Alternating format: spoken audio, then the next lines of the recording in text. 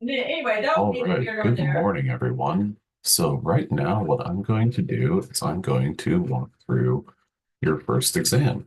This is kind of a way that I use to check and confirm that I have the right answers and that I've got everything keyed properly. So we'll go ahead and look at this. This is exam question number one. The question reads, if KEQ for a reaction is zero point 0.1, assuming that starting concentrations of the reactants are equal, select all of the true statements about that reaction. We've got the first option, and this is a multiple answer question. So the first prompt reads, the reaction proceeds to the right as it approaches equilibrium. Second, the reaction proceeds to the left as it approaches equilibrium.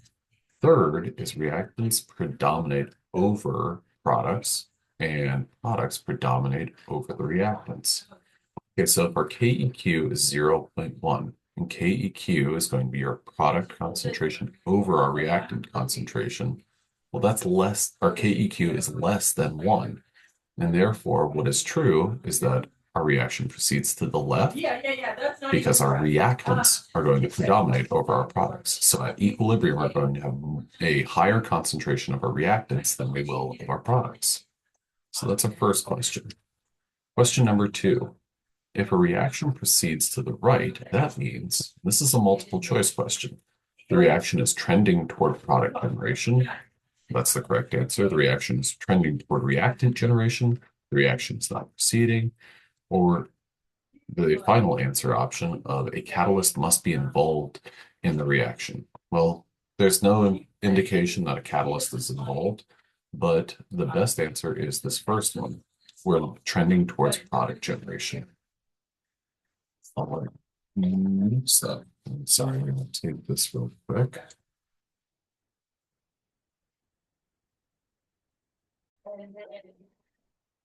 Okay, so question number two. Um, if a reaction proceeds to the right, it's trending towards the products. I already said that one. As I say it aloud, I realize that I did that.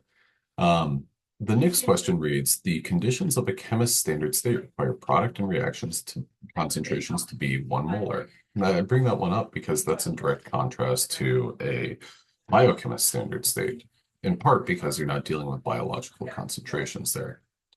In what type of reaction is heat evolved by a system? That would be an exothermic reaction. Next question reads, glucose 6-phosphate and glucose differ from one another in that glucose can be exported from a cell, but G6P cannot. G6P can be imported from a cell, imported and exported. Sorry, the first one was imported and exported from the cell, but glucose cannot. Both molecules can be imported and exported from the cell. Both molecules are trapped in the cell. Well, the correct answer is glucose can both go in and out of a cell, but glucose 6-phosphate cannot. Next up, how many chiral carbons does linear glucose have? Linear glucose is a aldohexose, so it has a total of 4. Yeah, it has a total of 4 chiral carbons. So carbon 2, 3, 4, and 5 are all chiral carbons. Question number, or I guess I'm not sure if it's number 6, but this question. The molecule shown below is most commonly known as, and this is one of those ones that was in a box. This is the C2 epimer of glucose. This sugar is also known as mannose. So your answer options of mannose, allose, idose, glucose. It's not glucose, but it is the C2 epimer of glucose, specifically known as mannose. The molecule shown below is best known as a beta anomer, alpha anomer, the gamma sugar. None of these are correct. Well, this question, what we're looking at is carbon number 1. That is our anomeric carbon. That's the new chiral center that results from the cyclization of the sugar. Now here, the bond highlighted below is best known as a what? It's a glycosidic linkage or glycosidic bond. And this is an example of a reducing sugar because this carbon number 1 on the right-hand side, which I think I can annotate that. I'll annotate it. And this one right here, well, that's a free anomeric carbon or an open anomeric carbon. So that one is, that makes it a reducing sugar.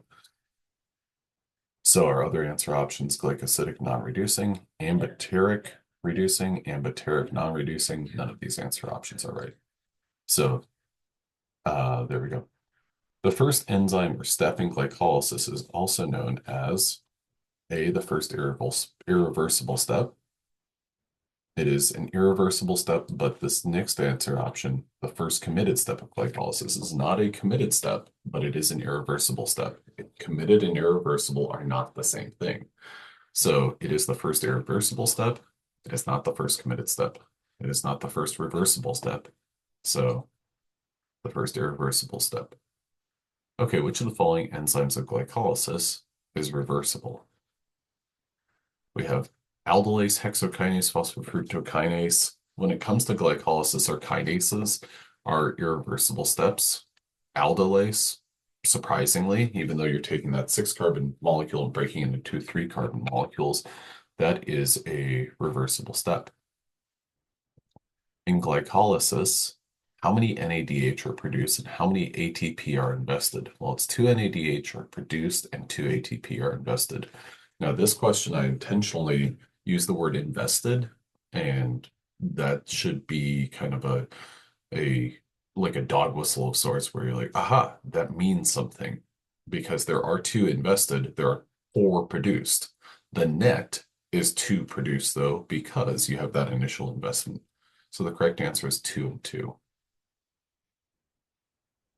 Which of the following molecules activates pyruvate kinase? Okay, so pyruvate kinase is our last step in glycolysis, and we're looking for activation. So something that expedites and something that makes it happen. It's not ATP and it's not acetyl-CoA. Those are 2 molecules that are generated by pyruvate kinase or that are generated or utilized in steps following pyruvate kinase. And AMP is what activates pyruvate kinase.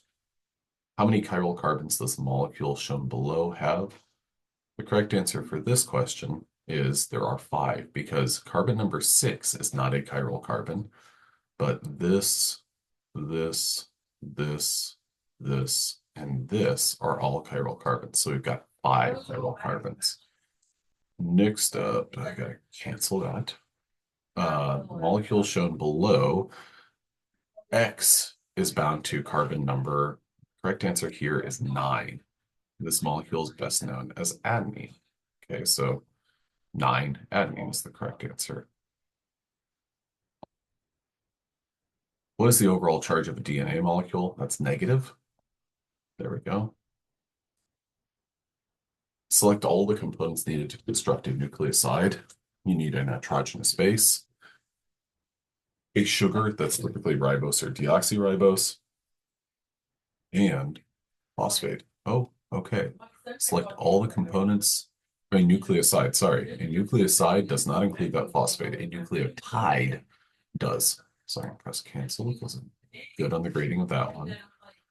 Next up, which of the following represents a deoxyribonucleotide that is phosphorylated on the 3' end? Okay, so we're looking for phosphorylation on the 3' end. So what that means is when we have a string of ACGT, we need to have a P on this end.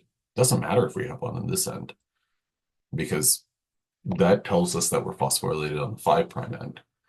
Now, this D and then parentheses, that's what indicates that we're talking about a deoxyribonucleotide.